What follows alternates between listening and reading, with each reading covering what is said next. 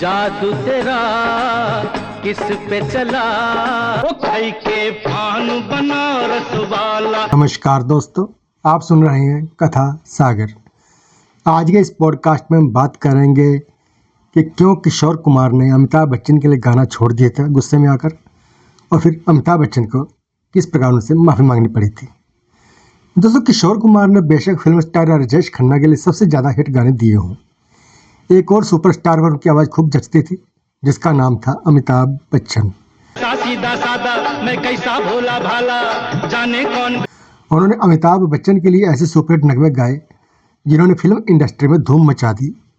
कहा जाता है कि अगर अमिताभ की ज़िंदगी में किशोर कुमार ना होते तो शायद वे सुपरस्टार का दर्जा पाते और नंबर 1 के मुकाम पर खड़े हो पाते। लेकिन क्या आप जानते हैं कि किशोर कुमार ने अपने करियर में एक नहीं 2 बार अमिताभ बच्चन के लिए गाना गाने से इनकार कर दिया था। क्या आप सोच सकते हैं कि अमिताभ बच्चन ने भी एक बार किशोर कुमार की फिल्म में मेहमान कलाकार की भूमिका निभाने से मना कर दिया था। क्या आप यकीन करेंगे कि अमिताभ बच्चन ने गायक से अपने किए की माफ़ी भी मांगी थी, तब जाकर किशोर कुमार उनकी फिल्म में गाने के लिए तैयार हुए थे। क्या था पूरा घटनाक्रम और क्यों बार बार नाराज़ हो जाते थे किशोर कुमार, इसी के बारे में बात करते हैं। क्यों मोहम्मद रफ़ी को निभानी पड़ी थी किशोर कुमार की फिलर की भूमिका, और क्यों नहीं वह देख पाए अमिताभ के लिए गाए अपने आखिरी गाने के रिलीज को। सदी के महानायक अमिताभ बच्चन पर वर्सटाइल सिंगर किशोर कुमार की आवाज़ कितनी मैच करती थी, यह बताने की ज़रूरत नहीं है। अगर बात करें अमिताभ बच्चन की शुरुआती हिट फिल्मों की, तो यह कल्पना करना भी मुश्किल है कि उन पर फिल्माए गाने किसी और सिंगर की आवाज़ में होंगे। किशोर कुमार का करियर अमिताभ बच्चन के करियर से काफ़ी पहले शुरू हो गया था, और जब दोनों की मुलाकात हुई तो किशोर कुमार एक स्टार का दर्जा हासिल कर चुके थे। हालांकि अमिताभ बच्चन की अभिनय वाली कई फिल्मों में किशोर कुमार ने गाने गाए, लेकिन जिस फिल्म में दोनों एक दूसरे के पूरक बने थे वह थी 1971 में रिलीज हुई फिल्म संजोग। रूप ये तेरा जिसने बनाया। यहाँ अभिमान फिल्मों का जिक्र करना भी जरूरी है, जिसमें अमिताभ ने एक सिंगर की भूमिका निभाई है और वह स्टेज पर गाते हुए दिखते हैं। कम लोगों को मालूम होगा कि इस फिल्म में किशोर कुमार ने सिर्फ 2 ही गाने गाए थे, मीत न मिला, रे मन का। इसके अलावा जो दूसरा गीत था वह था तेरे मेरे मिलन की ये रहना।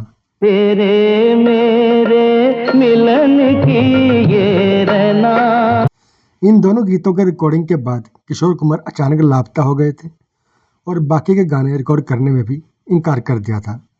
हालांकि इन गीतों के संगीतकार जो थे सचिन देव बर्मन साहब, जिन्हें किशोर कुमार अपने पिता की तरह सम्मान करते थे, और अमिताभ भी तब इंडस्ट्री में नए ही थे, इसलिए किसी रंजिश का सवाल ही पैदा नहीं होता था।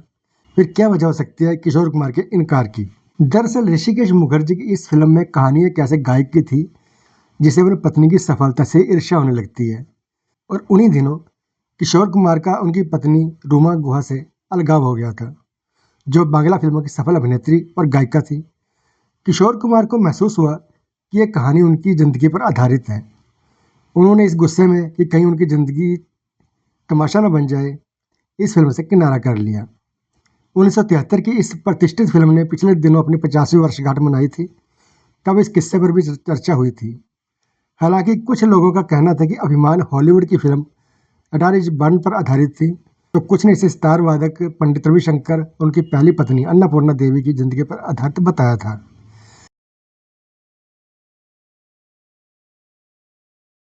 हालांकि बाद में एक साक्षात्कार में ऋषिकेश मुखर्जी ने स्वीकार किया था कि यह फिल्म किशोर कुमार और रूमा गुहा के संबंधों पर ही आधारित थी। किशोर कुमार के इस अप्रत्याशित फैसले के बाद एच.डी. बर्मन साहब ने 2 युगल गीतों के लिए 2 अलग अलग आवाज़ों को फिल्म में शामिल किया। पहले थे मोहम्मद रफ़ी साहब, जिन्होंने तेरी बिंदिया रे गाया, तेरी बिंदिया रे, और दूसरा था लूटे कोई मन का डगर, जिसके लिए मनर उदास साहब ने आवाज़ दी। पड़े तो बहिया दूं मरो। हालांकि इस पूरे प्रकरण में फिल्म के नायक अमिताभ बच्चन की कोई भूमिका नहीं थी, लेकिन सबसे ज़्यादा असर उन पर ही पड़ने की आशंका थी। बहरहाल इसके बाद भी अमिताभ पर फिल्माए गानों के लिए किशोर कुमार अपनी आवाज़ देते रहे। किशोर कुमार की निजी पसंद पर ध्यान दें तो उन्हें अमिताभ के मुकाबले राजेश खन्ना ज़्यादा प्रिय थे। उन्होंने राजेश खन्ना के लिए सबसे ज़्यादा 245 गाने गाए थे, जबकि अमिताभ बच्चन के लिए 131 गाने ही गाए। एक बार उन्होंने एक इंटरव्यू में कहा भी था कि अगर किसी फिल्म में राजेश खन्ना के साथ कोई और अभिनेता होगा तो उनकी प्राथमिकता राजेश खन्ना की आवाज़ बनने की ही होगी। हालांकि अमिताभ बच्चन के गाने कम होने का एक कारण यह भी है कि उनकी एंग्री यंग मैन की भूमिका के कारण उन पर ज़्यादा गाने नहीं फिल्माए जाते थे। लेकिन किशोर दा ने उनके लिए भी जितने भी गाने गाए वो हिट रहे या फिर सुपर हिट रहे।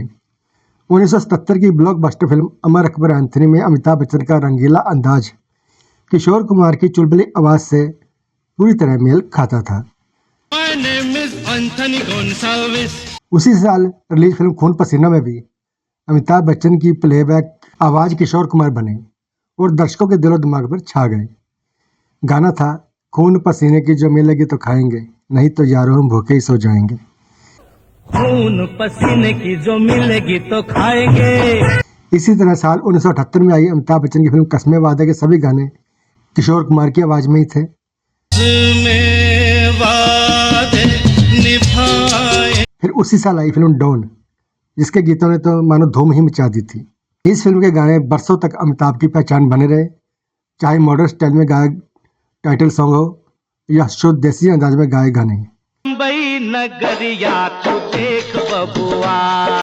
किशोर साहब हर अदा में पूरी तरह से हावी हो गए थे। साल 1978 में आई फिल्म मुकद्दर का सिकंदर एक और ब्लॉकबस्टर फिल्म रही, जिसके गीतों ने दर्शकों पर लंबे अरसे तक अपना असर कायम रखा और इसमें भी अमिताभ की आवाज़ बने किशोर कुमार। दोस्तों, विश्लेषकों का मानना है कि किशोर कुमार साहब ने सदी के महानायक के लिए खास तौर से मर्दाना आवाज़ में गाने की कला विकसित की थी, जो अमिताभ की भारी आवाज़ से काफ़ी मैच करती थी। बाद के वर्षों में अमिताभ बच्चन लगातार सफलता की नई ऊंचाइयां छू रहे थे और उनके साथ ही किशोर कुमार की आवाज़ का सितारा भी बुलंद होता जा रहा था। दोनों के रिश्ते बेहद मधुर थे, लेकिन अचानक ऐसा क्या हुआ कि दोनों के बीच दरार आ गई। बात 1980 के दशक की है, जब किशोर कुमार एक फिल्म के निर्माण में जुटे थे और फिल्म का नाम था ममता की छाँव में, जिसके वह प्रोड्यूसर भी थे और निर्देशक भी, कहानीकार भी, संगीतकार भी और गायक भी खुद ही थे। किशोर कुमार खुद इस फिल्म में एक्टिंग नहीं कर रहे थे और उन्होंने इस फिल्म में गेस्ट अपीयरेंस के लिए अमिताभ बच्चन से अनुरोध किया था। कहते हैं अमिताभ की टीम ने उन्हें यह मैसेज दिया कि किशोर कुमार की होम प्रोडक्शन वाली इस फिल्म में कोई दम नहीं है, इसलिए इसमें अभिनय करने से उनकी छवि पर नकारात्मक प्रभाव ही पड़ेगा। अमिताभ ने बड़ी ही सफाई से व्यस्त होने का बहाना करते हुए फिल्म में गेस्ट अपीयरेंस देने से इनकार कर दिया। यह फिल्म लंबे अर्से तक पेंडिंग रही, जिसमें बाद में राजेश खन्ना साहब ने मेहमान कलाकार की भूमिका निभाई और यह किशोर कुमार की मृत्यु के कई वर्षों बाद 1999 में रिलीज हो सकी। कहते हैं कि इसके बाद किशोर कुमार ने अमिताभ की फिल्म में अपनी आवाज़ देने से मना कर दिया। मोहम्मद रफ़ी की 1980 में हुई मृत्यु के बाद तो अमिताभ बच्चन को हीरो रखने वाले प्रोड्यूसर के लिए संकट और भी गहरा हो गया कि उनकी अगली फिल्म में प्लेबैक किससे करवाया जाए। आपको याद होगा कि 1983 में रिलीज हुई फिल्म कुली में अमिताभ बच्चन के लिए प्लेबैक शब्बीर कुमार ने किया था। दुनिया का बोझ हम उठाते हैं। हालांकि बच्चन साहब की फिल्में तो हिट हो रही थी, लेकिन वे अपनी आवाज़ से बहुत संतुष्ट नहीं थे। इसके अलावा वे किशोर कुमार साहब से कोई बैर रखना नहीं चाहते थे। साल 1983 में 3 जुलाई के दिन जब किशोर कुमार अपने बेटे अमित कुमार का जन्मदिन मना रहे थे, तब अचानक एक बिन बुलाए मेहमान ने आकर उनको सबको चौंका दिया और ये मेहमान थे अमिताभ बच्चन, जो किशोर कुमार साहब से पैचअप करने आए थे। कहते हैं कि अमिताभ बच्चन ने किशोर कुमार से अलग से बातचीत कर अपने व्यवहार के लिए माफ़ी मांगी थी और बाद की फिल्मों में फिर किशोर कुमार अमिताभ की आवाज़ बनी।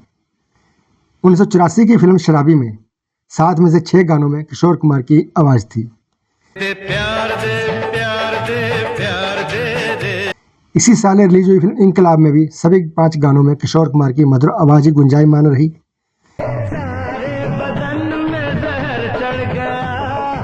1984 में इंदिरा गांधी की हत्या के बाद राजीव गांधी प्रधानमंत्री बने और उन्होंने अपने बचपन के मित्र अमिताभ को राजनीति में खींच लिया।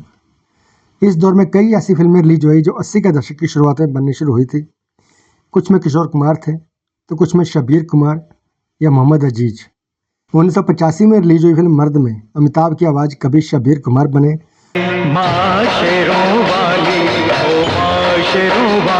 तो कुछ गानों में मोहम्मद अजीज भी बने। हम तो तंबू में बम्बू इसी तरह 1986 में रिलीज हुई फिल्म आखिरी रास्ता में लगभग सभी गाने मोहम्मद अजीज साहब की आवाज़ में थे।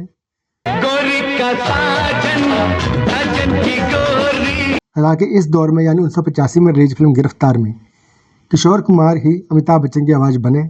धूप में निकला न करो रूप की रानी। जब 1987 में अमिताभ बच्चन वापस लौटे तो उनकी फिल्म शहंशाह उनका इंतजार कर रही थी।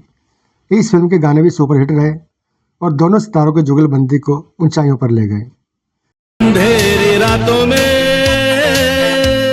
अक्टूबर 1987 को किशोर कुमार ने दुनिया को अलविदा कह दिया। किशोर कुमार और अमिताभ बच्चन की आखिरी निशानी 1999 में रिलीज फिल्म तूफान थी, जो इस महान गायक की मृत्यु के करीब 2 साल बाद रिलीज हुई थी।